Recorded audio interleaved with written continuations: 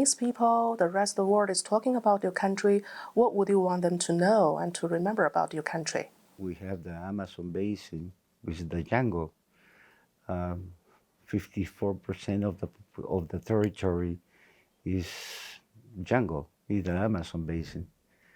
So we have a different, geography, and even we have different remnants, in different parts of of the country. Most of the people used to know Machu Picchu, no, used to think of Peru on Cusco and Machu Picchu, and that is good. I mean, because Machu Picchu is one of the wonderful, places in the world. But all around Peru, you could have different remnants from the ancient culture, because Inca is the latest development of the Andean culture. Our two countries conducted in-depth operations in many areas. So what will be the future focuses for our cooperation?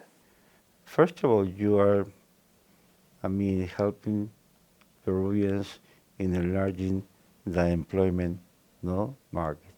Second, the Chinese could take the opportunity of the we have 19 free trade agreements with the major economies: Europe, USA, Japan, Korea, China, of course, Australia. We are a member of the CPPT, 11, the comprehensive, Trans-Pacific agreement. So the Chinese could take, who export from Peru could have access to this market, in more advantages in terms of taxation. So those are more or less, in general terms, my view of how to develop the future of the relationship with China.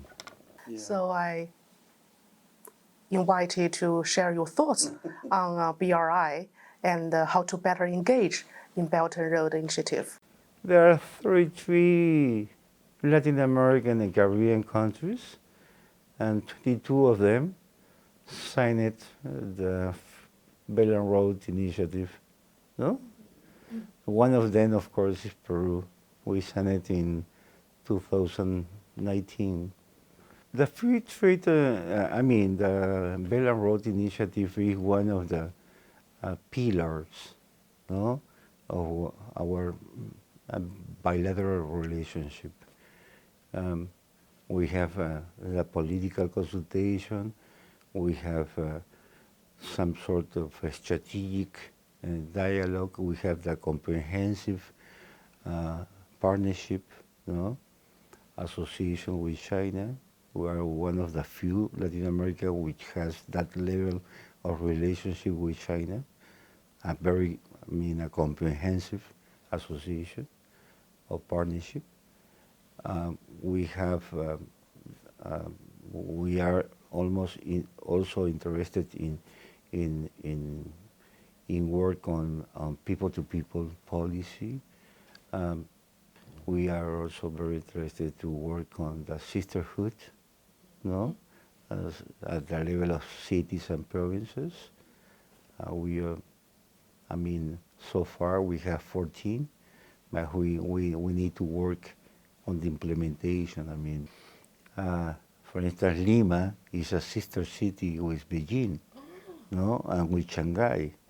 Okay. Lima is the capital of Peru with 11 million. Of course, Beijing have all the population of Peru. So Belt and Road Initiative is very important for us. But our view of Belt and Road Initiative is more in the sense of a private sector initiatives. It's not a public, projects. It's not like the Ministry of Transportation of Peru needs a road or a bridge, and we will use the Belt and Road Initiative because that is not the way that we are doing with China on this framework. Is basically private sector. For instance, one of the most important projects under the Belt and Road Initiative, which is private investment, is the Chancay port, megaport. The Chancay megaport is in the center of Peru, in the coast, in the center of Peru, 80 kilometers north of Lima, and Costco Shipping, with a Peruvian company, took the initiative to develop a megaport. And this port is very unique because it's deep water port. There is no deep water port in South America. Okay? And so with this port, Peru will be able to receive ships, containers, that ship that could carry on more than 18,000 containers of 20 feet. That is a huge, because normally the vessels that arrive to Callao, the main port of Peru, or to other ports in different countries in Latin America, usually are in the scale of 13, 14,000 containers, no? But when you are talking about 18, 20,000 containers in one ship, you are talking about one of the biggest ships in the world. And those ships are only possible to arrive to a port who have deep water. No? Otherwise, they can't enter. So that will be the only one port in South America who had that condition. And that will change many, I will say that it will change the maritime way of doing business, between China and South America.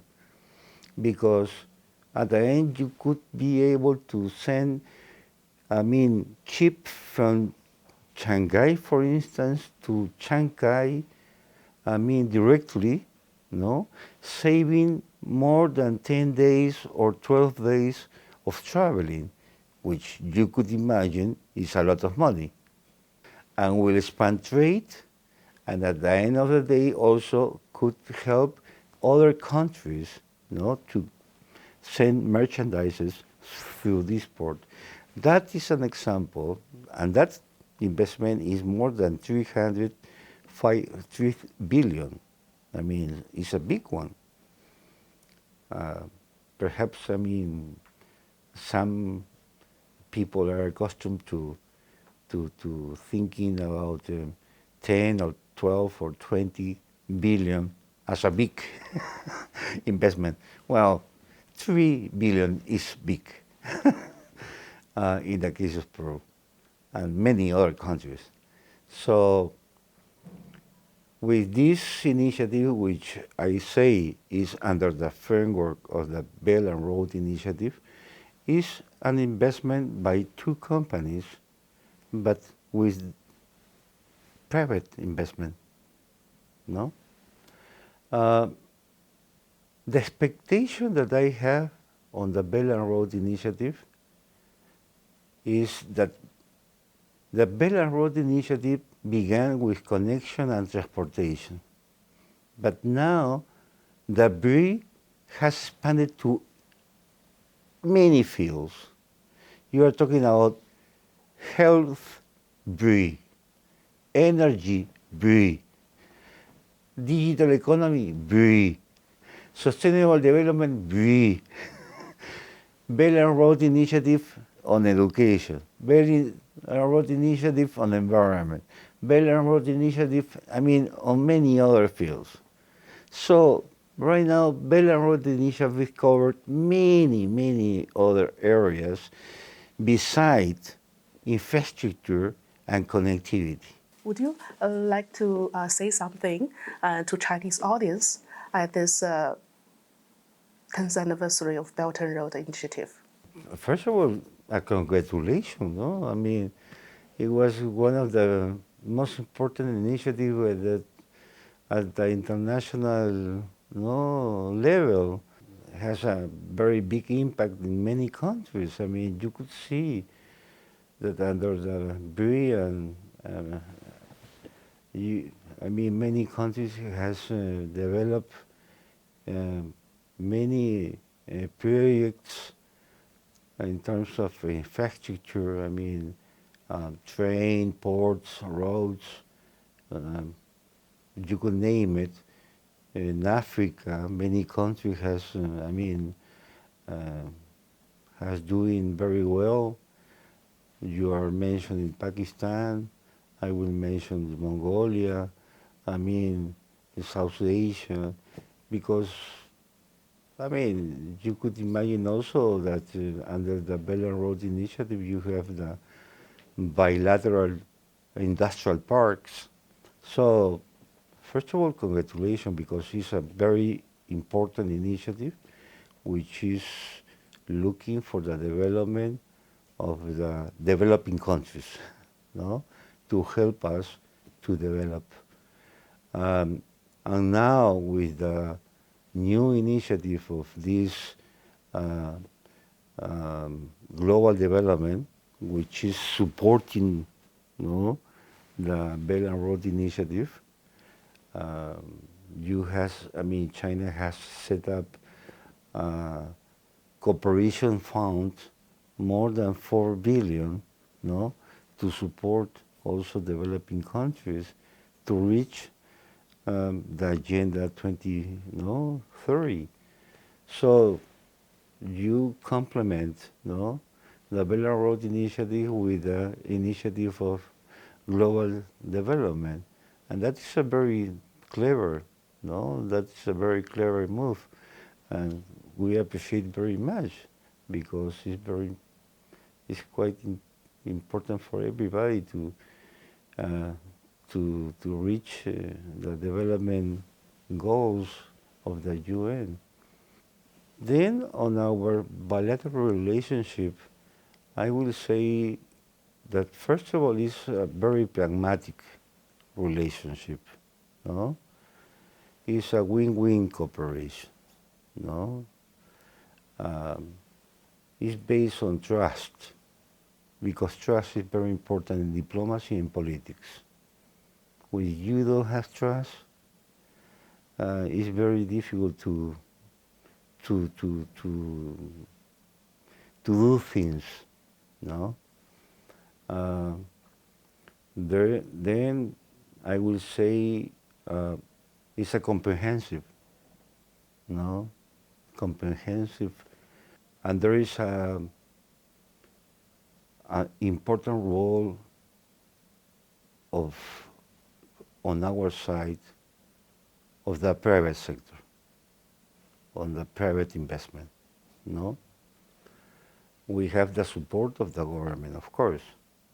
We have, the understanding of the government and the support of the government. But who are the main actors are the enterprises, So I will say in these terms how I see the relationship between Peru and China. And as I said, the Belt and Road Initiative is one of the best initiatives in the world. And I have to congratulate China and President Xi Jinping to put forward that initiative like the other ones. We would like to invite you to share one of your favorite sentences from Peru. Let's be ambitious. let's be more proactive, more dynamic,